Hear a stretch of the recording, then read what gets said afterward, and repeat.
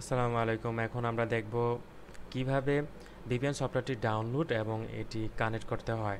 প্রথমে এখানে আমরা দেখতে পাচ্ছি এখানে বলা হচ্ছে সফটওয়্যারটি এই লিঙ্ক থেকে ডাউনলোড করার জন্য আমরা এটি ক্লিক করব। করার পরে ওপেন VPN হোম পেজ চলে আসলো। আমরা download.msi এটি ক্লিক করব। করার পর এটি ডাউনলোড হয়ে যাবে। ডাউনলোডস থেকে আপনি এটি ইনস্টল করবেন ডেস্কটপে। ইনস্টল হয়ে যাওয়ার পর ডেস্কটপে এমনটা দেখাবে। এই সফটওয়্যারটি ওপেন করবেন। করার পর এটি এমন দেখাবে। এখানে বলা হচ্ছে টাইপ সার্ভার অ্যাড্রেস।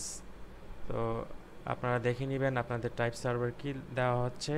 সার্ভার আমরা এটি কপি করব, কপি লিঙ্ক, তারপর এখানে এটা বসিয়ে দেব আমরা, পেস্ট, তারপর এখানে দেখে নেক্সট, তারপর এখানে বলা হচ্ছে ইউজার নেম। তাহলে আমরা ইউজার নেমটি আমরা কপি করে দিব, বাংলাদেশ 365 আমরা পেস্ট করে দিচ্ছি।